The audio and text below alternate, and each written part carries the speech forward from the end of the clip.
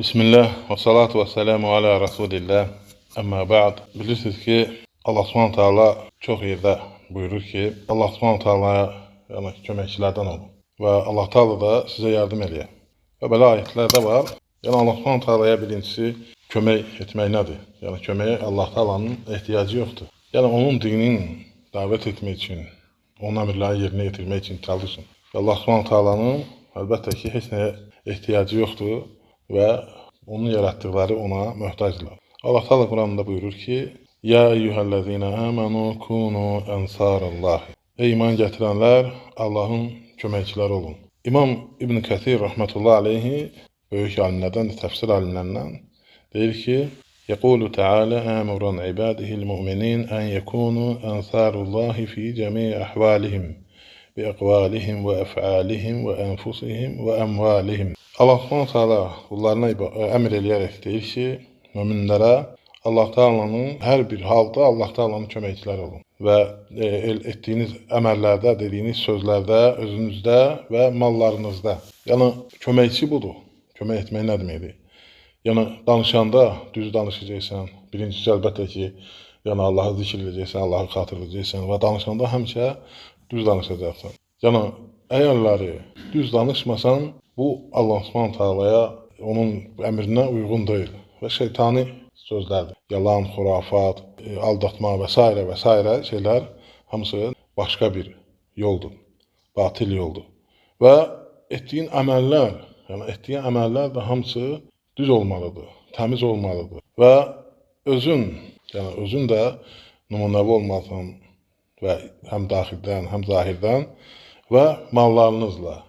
Mallarınızla da, mallarını, var dövlətini olanını birinci özün üçün, ailen üçün və xeyrə, doğruluğa xərcləməlisən və bunları etməlisən, bunlarla. Sən onda Allah Taalanın köməkçisi olursan. Nə mənada dediyim kimi, bunlarla Allah Taalanın əmrlərini yerinə yetirmiş olursan və Allah Taalaya yaxınlaşmış bir qul olursan. Və ona görə də Allah Subhanahu taala buyurur ki, Allah Taalanın köməkçiləri olun. Bu xeyir işlərlə. Bütün xeyirləri hamısını cəm eləməz. Və başqa bir ayətdə Allah Subhanahu taala buyurur ki: "İn tansurullaha yansurkum." Allah Taalaya siz əgər siz Allaha kömək etsəniz, Allah da sizə kömək edər. Bayaq dedik ki, Allah Taalanın heç bir şeyə ehtiyacı yoxdur. Onun gücü hər şeyə çatır və o bir kəlmə ol deyərsə, hər bir şey nə lazımsa həmən olar, dərhal olar. Və bu Allah Taalanın böyüklüyünə dəlalət eləyir və bütün hər yerə baxsan, bunları görərsən və Allah Taala deyir ki, Allaha kömək eləyin, kömək etsəniz, əgər Allaha kömək etsəniz, Allah da sizə kömək eləyər.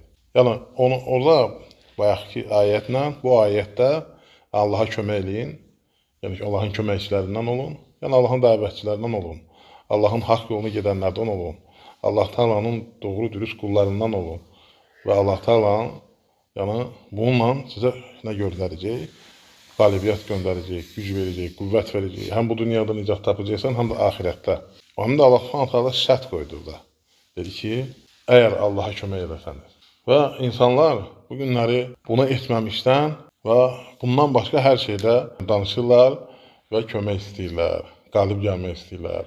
Hər bir məsələdə üstün olmaq istəyirlər, amma bu mümkün deyil və açıq-aşkar ayət-i şərifdə Allah Subhanahu taala bunu buyurur. Ona görə də inşallah biz də çalışmalıyıq. Bütün əməllərimiz, bütün həm daxili, həm də xarici, zahiri əməllərimiz hamısı doğru olsun, dürüst olsun, təmiz olsun və Allah Taalaya layiqli bir qul olarsan, xeyirli bir qul olarsan və sənin bu dünyan üçün və axirətin üçün xeyirlidir. Allah Taala bizi bağışlasın, Allah bizi eşidib bilənlərdən etsin. Allah Taala əsgərlərimizə kömək olsun, ölkəmizin əmin-amanlığını qoruyanları qorusun. Allah Taala ölkə başımızı qorusun. Allah Subhanahu taala bütün müsəlmanlara kömək olsun. Allah bizi bəlalardan qorusun, xəstəliklərdən qorusun və bizə həmişə xeyir qapıları açsın. Subhanakallahumma bihamdik, nəşhədu an la ilaha illa ente, nəstəğfiruka.